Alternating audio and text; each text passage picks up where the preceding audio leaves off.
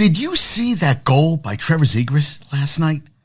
He put the stick between his legs and then flicked it over the right shoulder in the upper right-hand corner of the goal.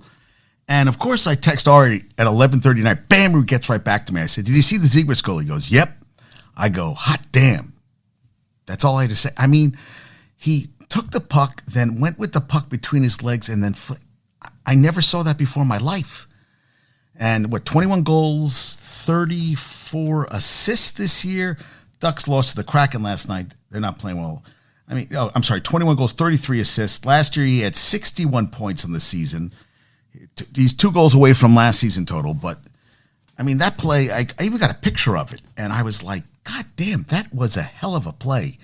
And, I see that, which, that's why I love hockey. And then I see D'Angelo, Tony D'Angelo, who plays for the Flyers.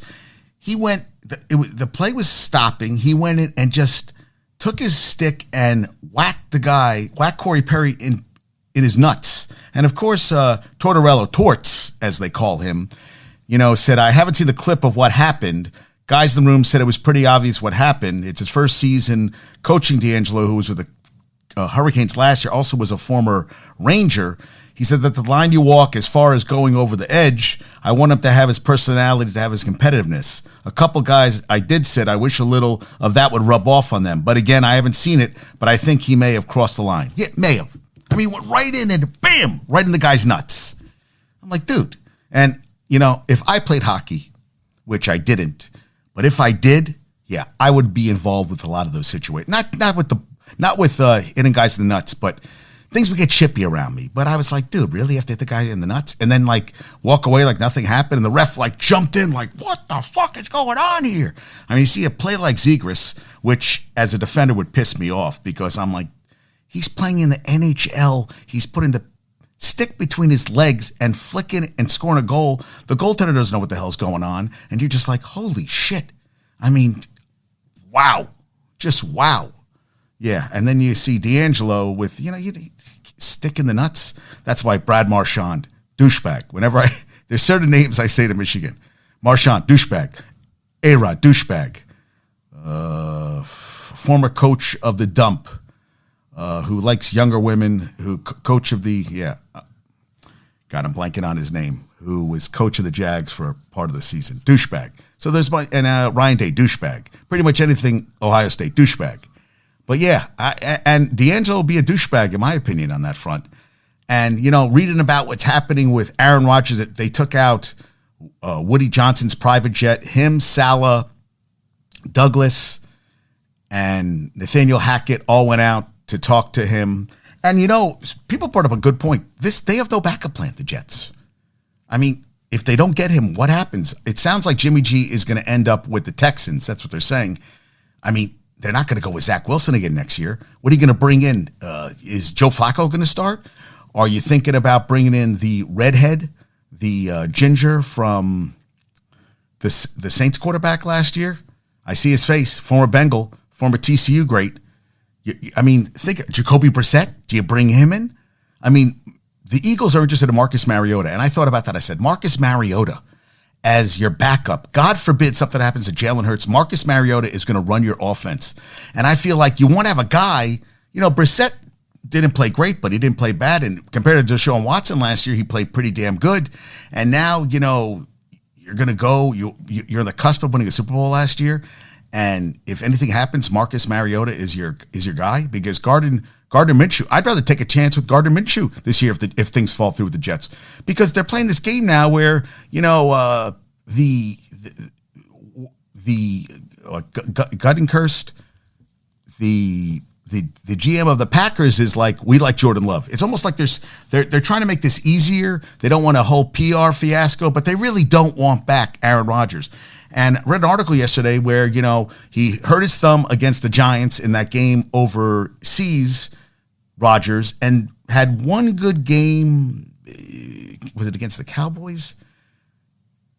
And then from then on, pretty much had a shitty end to the season. And, I got into an argument with a guy about Favre. They were 8-3, he got his shoulder injured, but the season ended like shit. They were 8-3. They beat Seattle, looked like they were going to have a run. he went down, the season went down. And people are like, well, if we end up with Mike White again and Zach Wilson, we're in trouble. But yeah, I mean, because Mike White has never played a full season. He got the shit kicked out of him in 3 games last year. And, he has one good game and he doesn't keep it. It's about being consistent. Like the Knicks last night, 9-game winning streak, and Charlotte comes into town. You blow them out the first half, over 60 points. And actually, you have 45 in the second quarter of the Knicks, and they score 60 points the 3 other quarters combined. You have to bring it every goddamn game. You're a 9-game winning streak. You got to beat Charlotte. You're up 16 points the second half. You got to beat Charlotte. Charlotte blew them out the second half. It was a game of 2 halves, and they lost the second half. You didn't have Brunson play. I saw that R.J. Barrett had 25 points with like 5 minutes left in the third quarter. He was 2 the rest of the way. Nobody shot well. Quickly didn't shoot well. Randall didn't shoot well. And, Randall's been playing, and they had a stat that Randall has had played the most minutes since basically 2019, 2020. And eventually that shit catches up to you. You can't play all those minutes. So back to football. So I'm thinking about like with the Jets and everything. So they're all in. They got to have him come around. And if it works out, great. But who are you getting? Are you guys going to be 40 years old? Now, Brady played into his 40s and won Super Bowl and played at a very good level. Drop off this season. Big drop off. They shouldn't have hosted a playoff game, but that's something that always pisses me off. Just because you win a division doesn't mean you're 8-9 means you should be hosting a playoff game. And what are the Jets going to do if he could say no? I mean, I don't know if he wants that pressure of New York. He's not a big city guy. He's more sitting in a dark room, doing some hallucinogenic drugs. We had a guy who did a lot of drugs and was probably one of the greatest players ever in history, LT, but LT produced, and LT won 2 rings. Just was that guy, a unicorn.